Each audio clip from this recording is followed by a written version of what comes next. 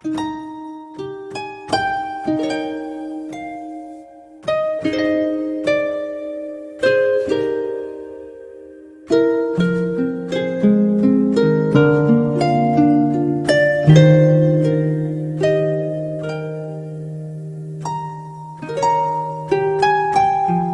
Ibu Saudara yang terkasih di dalam Tuhan, salam dan damai sejahtera bagi kita sekalian. Selamat Hari Natal dan selamat menyambut tahun yang baru. Doa dan harapan saya bagi Bapak Ibu dan Saudara sekalian adalah Bapak Ibu tetap berada dalam kondisi kesehatan yang terbaik, jauh dari setiap mara bahaya, dan tetap hidup di dalam perlindungan dan kasih sayang Tuhan. Namun terutama doa harapan saya untuk Bapak Ibu dan Saudara sekalian adalah tetaplah menjadi berkat bagi banyak orang, karena untuk itulah kita dipanggil dan kita diutus oleh Tuhan. Saat ini kita dalam program Night Call GPIB akan bersama-sama merenungkan renungan yang diambil dari Injil Lukas 4 ayat 14-15. Namun mari sebelumnya kita bersatu di dalam doa. Mari kita berdoa. Tuhan Yesus, kami saat ini semua bersatu hati berdoa di dalam nama-Mu. Kami semua mempersiapkan hati dan pikiran kami untuk menerima firman-Mu.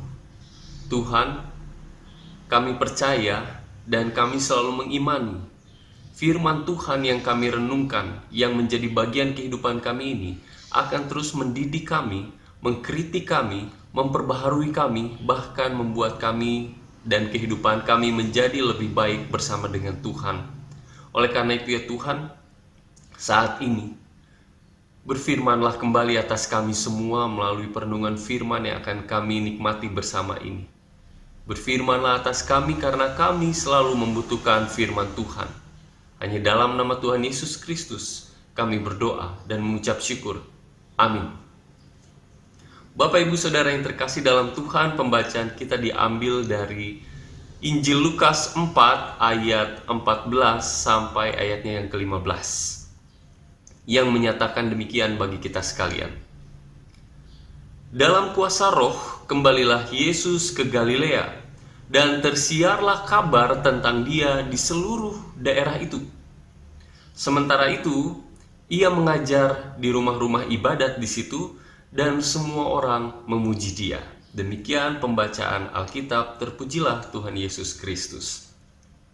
Bapak Ibu Saudara yang terkasih dalam Tuhan, sungguh menyenangkan jika kita mengetahui bahwa kehidupan kita adalah kehidupan yang dipimpin dan dituntun oleh Roh.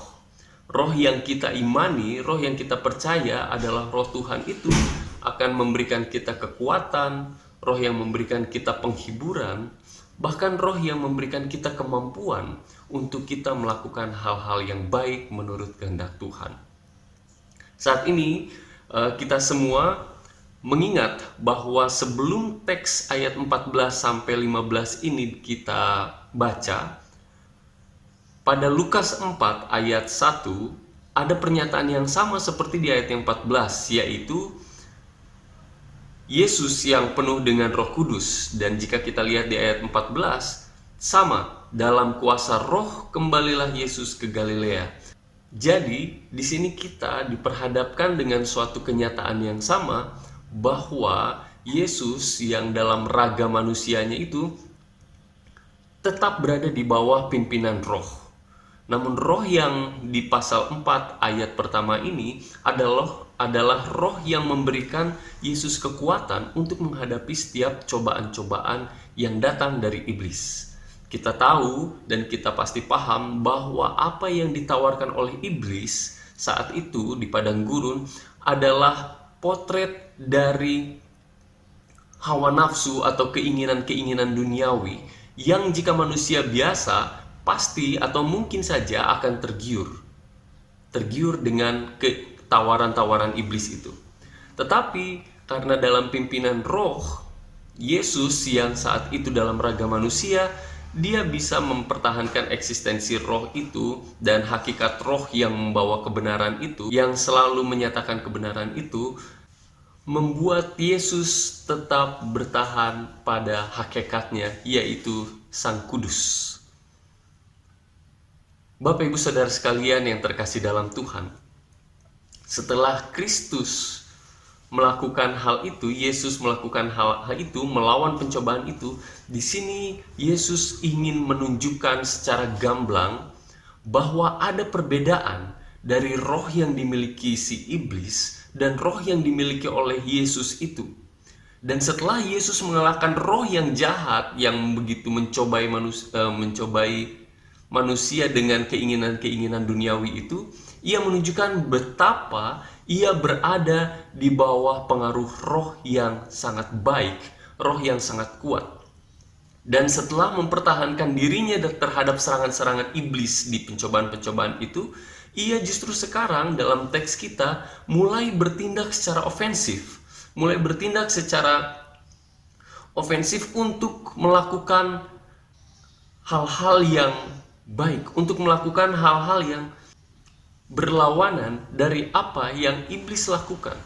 Ini demi mencitrakan pembedaan roh itu, bahwa roh iblis jauh berbeda dengan roh yang menyertai Yesus selama ini. Melalui khotbahnya dan mujizat-mujizatnya, tidak ada yang dapat ditolak atau ditangkis oleh iblis.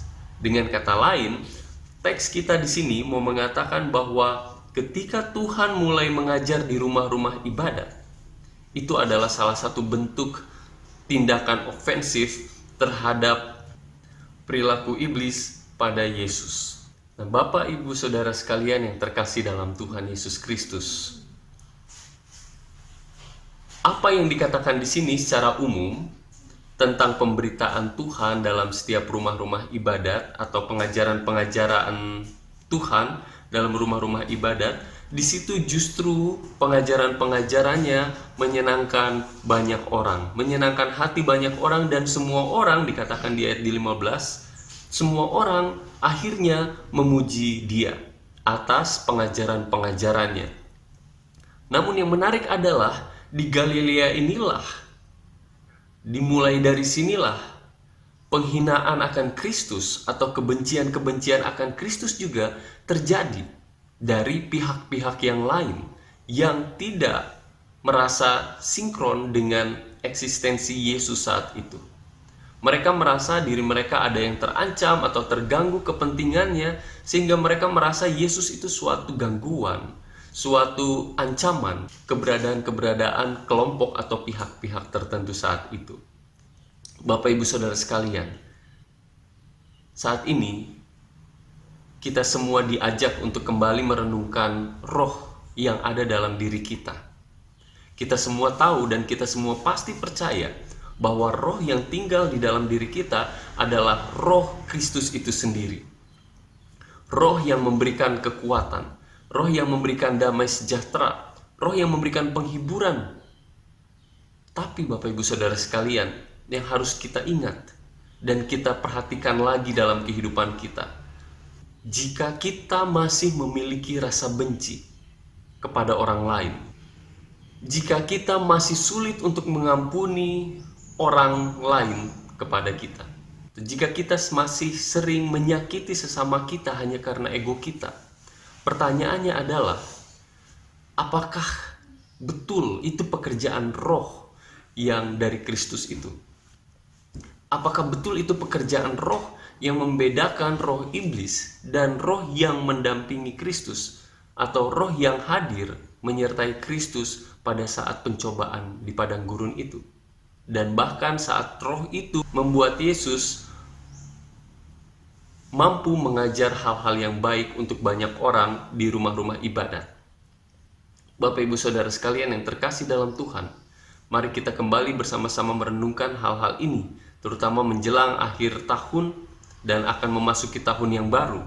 Kita semua diingatkan kembali untuk kita mengintrospeksi diri, supaya kita kembali menghayati perjalanan kehidupan kita sepanjang tahun ini yang sudah berjalan ini. Apakah kehidupan kita mencerminkan roh Kristus, ataukah kehidupan kita justru menciderai eksistensi roh Kristus itu sendiri dengan tidak melakukan teladan-teladan Kristus.